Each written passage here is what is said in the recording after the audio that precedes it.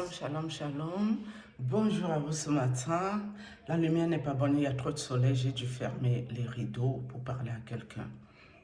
En fait, j'ai posé quelques questions hier à Maman Flo Yvette de Guib Fab.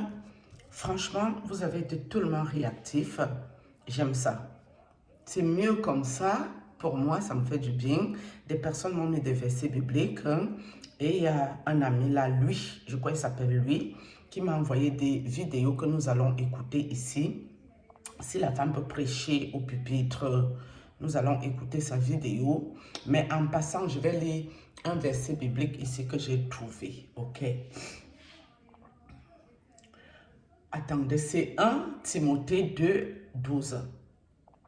Je ne permets pas à la femme d'enseigner, ni de prendre de l'autorité sur l'homme, mais elle doit demeurer dans le silence. D'accord? Ce passage concerne la position de la femme dans l'assemblée. Qu'est-ce que vous comprenez ici, mes amis?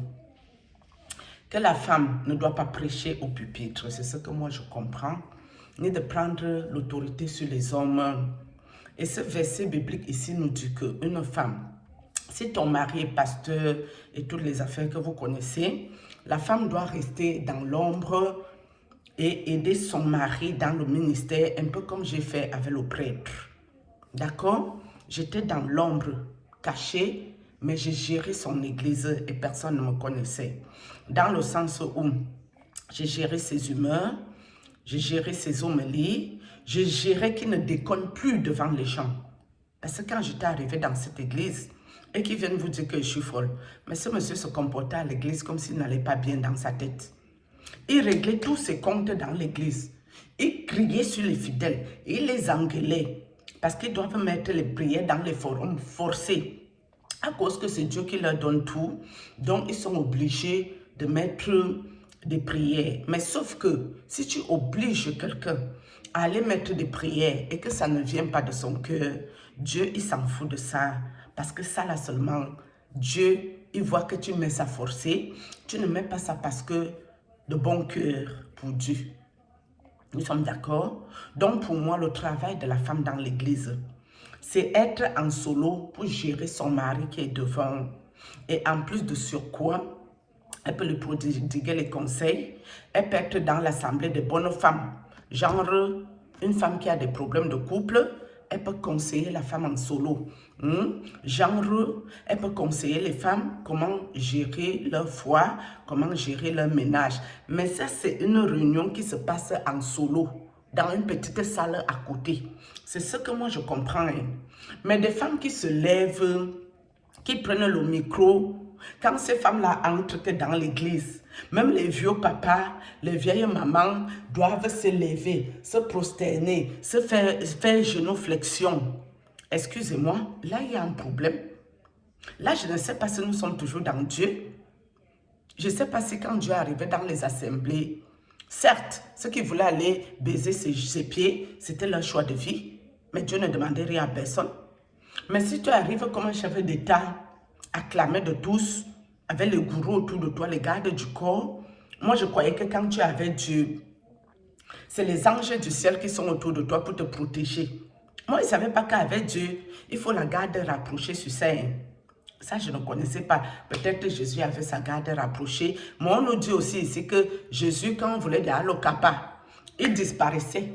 Ça là, pour moi, c'est de la magie. Il guérissait les gens avec la boue et la salive. Pour moi, c'est toujours la magie qui est ici. Mais je prends ça pour de la bonne magie. Pas la fausse magie où on fait du mal aux gens, où on utilise les asticots, les mouches, les insectes, les bêtes, les totems, les sirènes des eaux, les démons. Tu pars à l'église, tu n'as aucun problème. Mais c'est à l'église que le pasteur, la pastrice, la pastoresse, la prophétesse, tous ces gens, ils te remplissent les démons et c'est eux encore qui te délivrent. Excusez-moi, il y a Dieu ou à quel niveau ici là? Expliquez-moi ça bien. Hein? C'est la vérité, c'est qui fait que vous me détestez. Et puis, ça me fout quoi? Je suis venu chercher votre amour. Votre amour me sert à quoi?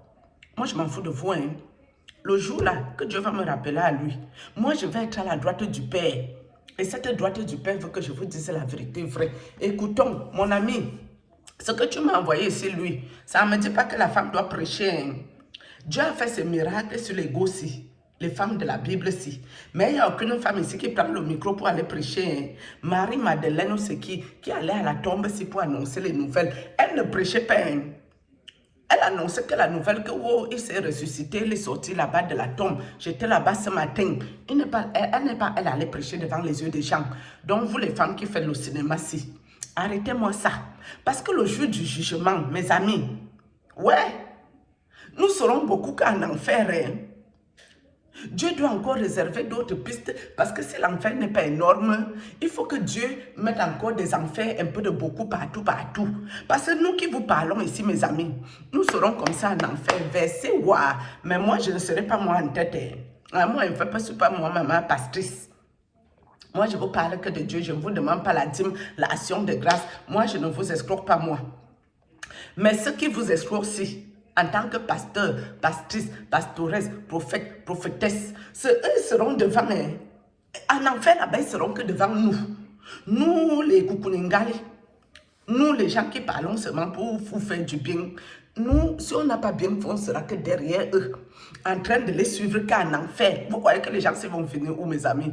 Les gens qui vous maudissent tous les jours-ci, ils connaissent à leur place. Hein. Si toi, la femme, tu sais que tu n'as pas le droit d'aller prêcher, mais toi, tu pars quand même prêcher. Tu vas finir qu'en enfer. Ce qui est là, c'est ça. Maintenant, venez m'attaquer la nuit, je vous connais avec votre sorcellerie. On va écouter la vidéo que le frère a envoyée ici. Écoutons ça bien. C'est ça, hein. Si vous voulez aller écouter sur place, on va écouter ici, on va développer. Hein. Restez jusqu'à la fin, on va développer ça bien. Vous n'êtes pas encore abonné à la chaîne, profitez-en pour le faire maintenant et activer toutes les notifications. Il est rare qu'Ève vienne à l'esprit lorsqu'on parle de femmes de foi dans la Bible. En effet, Ève, la première femme créée par Dieu, a d'abord été un... Là, il parle de Ève, Adam et Ève. Mais sauf qu'un prêtre m'a dit que Adam et Ève, s'ils n'ont jamais existé, c'est un mythe. Mais lui ici nous parlait de Ève. À ce niveau aussi, je suis moi perdu. Le prêtre, l'homme de Dieu catholique m'a dit qu'Adam et Ève, s'ils n'ont jamais existé, c'est un mythe. Écoutons. Exemple du manque de foi qui peut avoir des conséquences désastreuses. Elle est mentionnée dans les chapitres 2 et 3 de la Genèse comme quelqu'un qui a désobéi à Dieu et a conduit son mari à faire de même, ce qui a entraîné la chute de l'humanité dans le péché. Cependant, lorsque Dieu a prononcé la malédiction due au péché, il a également annoncé la venue d'un Rédempteur par l'intermédiaire de la femme. Et il semble qu'Ève ait cru fermement à cette promesse, car lorsque ses fils sont nés, elle y a vu une faveur du Seigneur. Elle espérait probablement qu'à travers l'un de ses fils, cette promesse commencerait à s'accomplir, et c'est ce qui s'est passé, puisque Jésus-Christ est issu de la lignée de son fils. Que faites-vous Ouais, il y a pour les soutenir pubs. votre santé mentale? Oh là là, ça va Savez-vous être de la long. même Hein. façon qu'on Mais entretient sa écoutez santé bien. physique? Écoutez. Sarah, l'épouse d'Abraham, est un autre exemple de femme de foi dans la Bible. Il est vrai que sa foi a parfois vacillé, comme lorsqu'elle a prévu qu'Abraham aurait un fils avec sa servante. Voilà. Ou encore lorsqu'elle rit d'incrédulité à l'annonce que, à l'âge de 90 ans, elle serait mère. Pourtant, Sarah est mentionnée dans la galerie des héros de la foi comme celle qui, par la foi, a reçu la vertu de concevoir et d'enfanter hors d'âge. Ici, là, ça nous dit que Sarah a eu des incrédulités par rapport aux promesses de Dieu. C'est-à-dire que nul n'est parfait, la perfection n'est pas de ce monde. Mais Dieu lui a pardonné. Mais vos pasteurs, vos prophétesses, vos prophètes et ces gens qui maudissent les gens à longueur de journée, il y a quel Dieu dans leur affaire? Ouvrez vos yeux, vous là. Parce que quand nous, si moi-même je ne fais pas bien, je ne m'enlève pas dedans. Hein. Je vais finir qu'en enfer. Parce que si je vous fais le show que je vous ai fait avec Patrice Nouma et que l'audace me prend que je ne me suis pas repenti ici. Enfer, on sera beaucoup là-bas. Hein. Nous qui venons parler de Dieu, à qui on a beaucoup demandé, donné, on en demandera plus. Nous sommes ici là ensemble, on avance. Son croyant lui ayant promis un fils. La belle-fille de Sarah, Rebecca, était également une femme de foi. C'était une jeune femme choisie par Dieu pour être la femme d'Isaac, le fils d'Abraham. Elle a démontré sa foi en acceptant de quitter sa maison et sa famille pour épouser un homme qu'elle n'avait jamais vu auparavant, confiante que c'était la volonté de Dieu. En outre, lorsque Rebecca a eu des difficultés à tomber enceinte, on va d'abord arrêter ici. Rebecca était une femme de foi. Ça ne vous dit pas ici que Rebecca a pris le micro, elle allait se planter devant les yeux des gens pour prêcher la parole. Ça ne nous dit pas ça ici. Hein.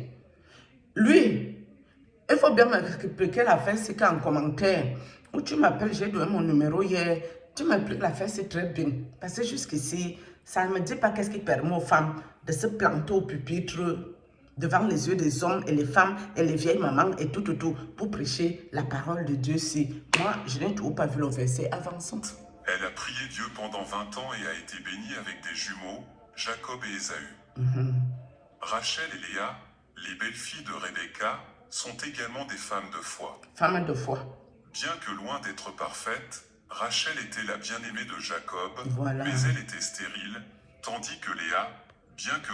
Ces gens-ci ne sont pas parfaits, mais Dieu leur pardonne. Mais vous, vos pasteurs, vos prophétesses et vos prophètes, vos pastrices, ça maudit les gens au quotidien. Nous sommes dans quoi? Bref, on avance. Moins attirante aux yeux de Jacob, a été bénie par Dieu avec de nombreux enfants. Les deux femmes ont connu des difficultés et des luttes dans leur mariage, mais elles ont gardé leur foi en Dieu. Rachel, bien que stérile, continua à prier et à croire que Dieu la bénirait en lui donnant un fils. Elle finit par avoir Joseph. Léa, quant à elle, est restée fidèle à sa foi dans le Seigneur, malgré le mépris de son mari, et a fini par porter la lignée par laquelle le Messie est venu au monde. Dans la Bible, Rachel et Léa sont mentionnées comme les matriarches d'Israël. Rahab est une autre femme qui peut être citée comme un grand exemple de foi. C'était une Cananéenne qui vivait à Jéricho et qui avait une réputation douteuse. Cependant, elle a fait preuve d'une foi extraordinaire en aidant les espions envoyés par Josué pour explorer la ville. Rahab a caché les espions dans sa maison et les a protégés. Donc, même si ton mari te méprise, tu dois sauf que rester avec lui et tomber enceinte. Donc, tu dois encore câliner avec le mari méprisant et tomber enceinte de lui. C'est ça qu'on nous dit ici. Hein. Mais quand les gens viennent commenter pour mépriser vos hommes de Dieu, eux ne supportent pas l'autre. Chacun prend la Bible, la version qui l'intéresse et développe dans sa tête à son goût. Avançons. Des gardes du roi en échange de sa sécurité et de celle de sa famille pendant la conquête de Jéricho. Oui. Cette femme étrangère a fait confiance à Dieu et, par un acte de foi et de courage, a réussi à sauver sa vie et celle de sa famille. Voilà. Elle est également mentionnée dans la galerie des héros de la foi, car son histoire est un exemple de la manière dont Dieu peut utiliser des personnes inattendues pour accomplir ses desseins. On se souvient de Ruth pour sa loyauté et son amour envers... Dieu peut utiliser les personnes d'une manière inattendue pour accomplir ses desseins, comme il m'utilise. C'est pour ça que je vous dis ici, tous mes combats que je suis dedans, je dois passer par là. Donc ceux qui me disent non, prie comme ça va s'arrêter. Non, c'est Dieu qui va arrêter ça. Quand il verra que j'ai compris la leçon et que je suis passé à une autre dimension. Tout simplement, c'est pour vous qui ne comprenez pas dans quel combat je suis. Ça explique, ceci explique cela. Avant sa belle-mère Naomi, ainsi que pour sa confiance en Dieu. Lorsqu'elle est devenue veuve, elle a quitté son pays et sa famille pour accompagner Naomi à Bethléem, où elle a trouvé une nouvelle maison et un nouveau mari. Ruth a travaillé dur pour subvenir à... Je vais me arrêter ici. Je vais dire quelque chose qui ne va pas plaire à vos pasteurs, vos prophétesses et vos affaires, vos pastrices et vos histoires là. Depuis que moi je tourne dans les réseaux sociaux, mes amis, sur 10 serviteurs de Dieu, peut-être j'ai vu un seul qui était vrai. Je dis bien un seul. Sur 10, je prends un exemple bête. Un seul qui était vrai. Le reste là, cabale juif, sciences occultes, sorcellerie, c'est dans ça ils sont. Ses besoins et à ceux de sa belle-mère, et sa gentillesse et son humilité ont attiré l'attention de Boaz, un parent de la famille de son beau-père, qui est devenu son mari.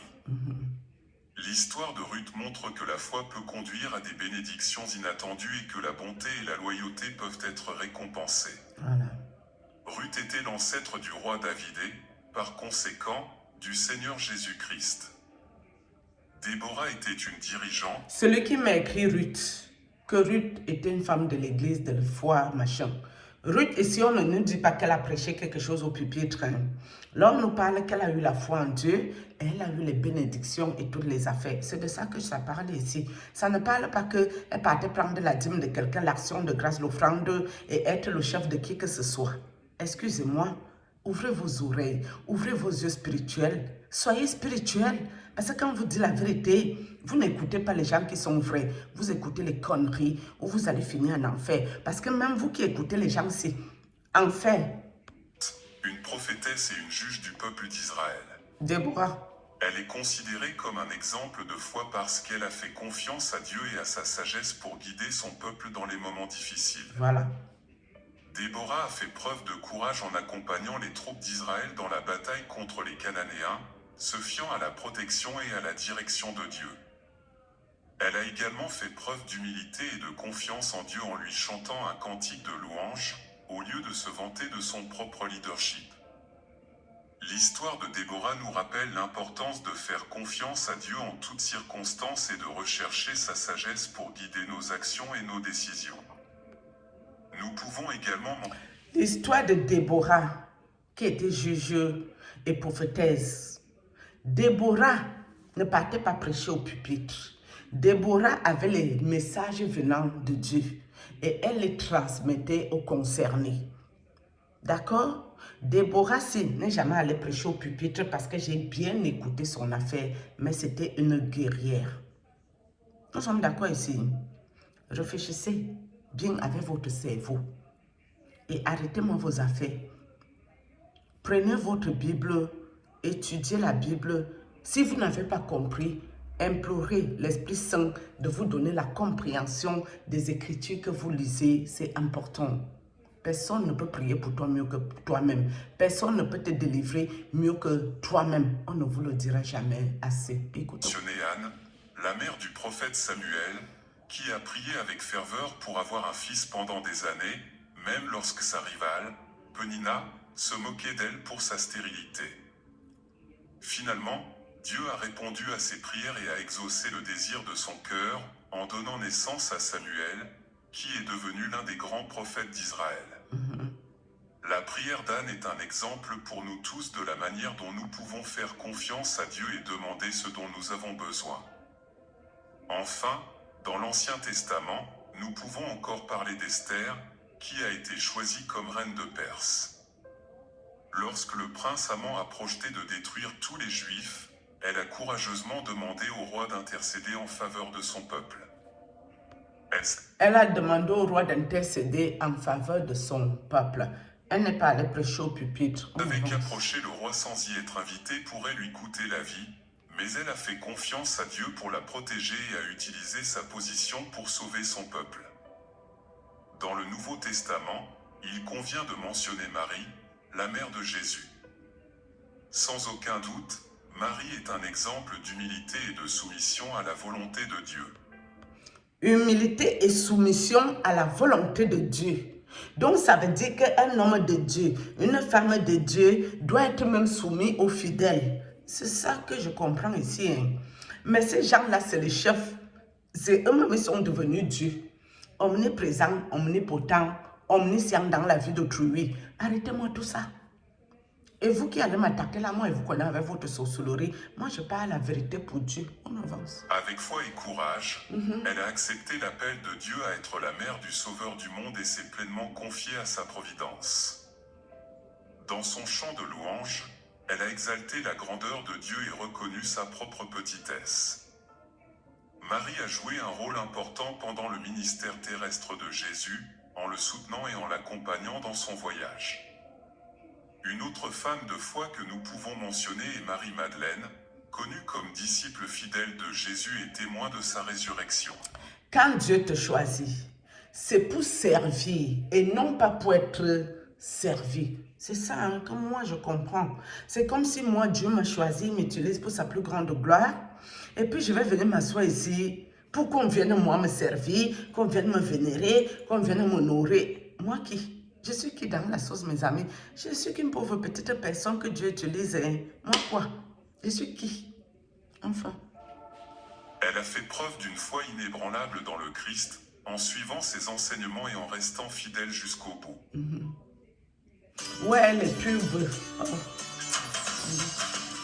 Il y a aussi les pubs sur ça. Marie-Madeleine a été assez courageuse pour se rendre au tombeau de Jésus, même après sa crucifixion, alors que beaucoup de ses disciples étaient apparemment effrayés. Marie de Magdala est donc un exemple de foi, de dévouement à Jésus et de courage pour témoigner de la vérité. Marthe et Marie de Bethanie. Marie-Madeleine, aimée jusqu'à l'impossible. Elle a tellement aimé Jésus-Christ de Nazareth que elle a pris des risques d'aller jusqu'au tombeau, le courage. Donc jusqu'à ce que Jésus était déjà mort, Marie-Madeleine était prête pour lui. C'est ça qu'il y a là. Les amis de Jésus étaient également des femmes de foi, chacune à sa manière. On se souvient surtout de Marie pour son attitude d'adoration et d'amour envers Jésus, lorsqu'elle unit ses pieds de nard pur, préfigurant la préparation de son enterrement. On se souvient de Marthe, en revanche, pour sa volonté de servir les autres, sa diligence à s'occuper de la maison et des besoins des invités. Marthe n'a jamais douté que Jésus était le Fils de Dieu qui allait venir dans le monde. Nous pouvons également mentionner des femmes moins connues, telles que Jeanne et Suzanne, qui ont servi le Seigneur Jésus avec une grande loyauté. Ils ont servi le Seigneur Jésus avec une grande loyauté. Donc Jésus était devant, et ils étaient derrière. Ils sont pas allés au pupitre, tous les gens c'est... contribuant à soutenir son ministère terrestre.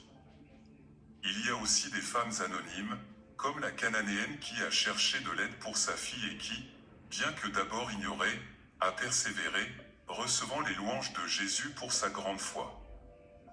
De même, la femme souffrant d'un écoulement de sang a obtenu un miracle grâce à sa grande foi dans le Seigneur. Va, ta foi t'a sauvé. C'est la foi qui sauve. Ce n'est pas un homme de Dieu qui sauve quoi que ce soit chez qui que ce soit. Je vous ai mis une vidéo de quelqu'un qui vous parle de dîmes. Que si vous n'allez pas payer vos dîmes, vous n'avez qu'à aller combattre vos grands-parents vous-même.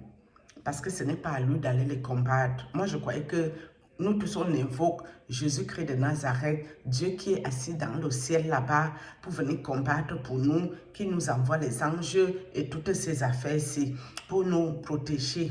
Son ange qui campe autour de ceux qui le craignent ici. Mais moi, je ne savais pas qu'un homme de Dieu, il doit sortir de son corps, il va combattre pour toi. Si ça, là, c'est même pas la sorcellerie que les gens là vous font, c'est quoi? Bref. Après ces femmes, l'histoire retient des noms comme Lydia, Loïs, Eunice, Priscille et bien d'autres qui ont joué un rôle crucial dans la diffusion de l'Évangile dans les premières années de l'Église. Toutes ces femmes sont des exemples de la manière dont Dieu utilise les femmes dans son œuvre et les zones. Bref, on va arrêter ici. Je crois que vous avez bien compris le message et moi je vais conclure. La conclusion, c'est que c'est ta foi qui te sauve.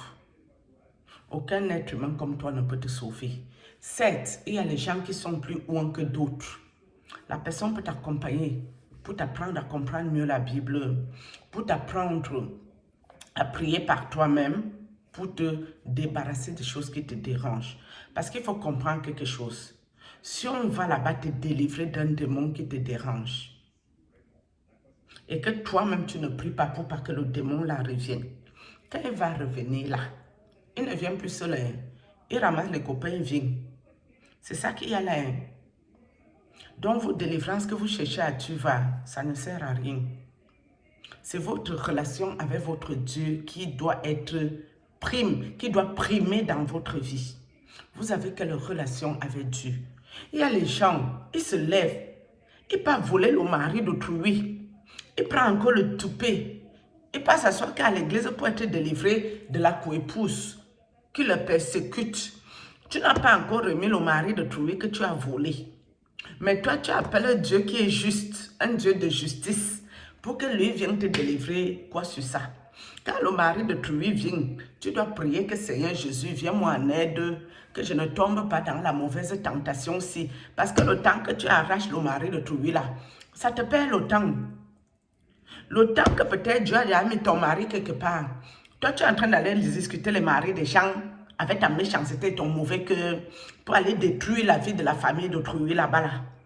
Le temps là, tu perds ça et ton mari que Dieu avait mis dans un coin, lui-même, Dieu enlève mon conseil, donne à une autre femme.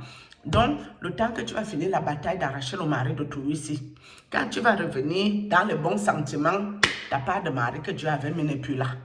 C'est là que tu vas confirmer ton code très bien. Donc, ce qui est important ici, c'est ranger vos vies.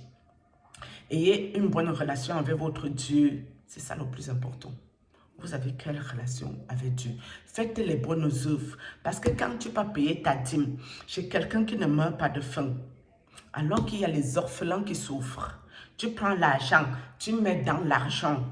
La logique, soyons un peu logiques. On nous dit de croire bêtement pour nous abrutir. Alors que si tu prends cet argent, tu envoies aux petits-enfants qui ont perdu tout, leur papa, leur maman, ils n'ont personne, ils sont là-bas à l'orphelinat, ils souffrent.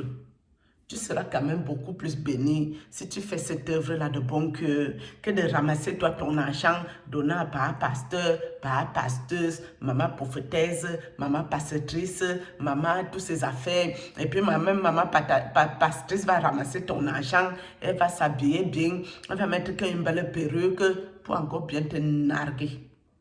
Et te rappeler que Dieu n'aime pas la pauvreté, Dieu n'aime pas les mauvaises odeurs, Dieu n'aime pas les gens qui sont sales. Il va te dire ce que tu vas entendre et ça sera bien fait pour toi. Parce que vous ne voulez pas réfléchir par vos cerveaux.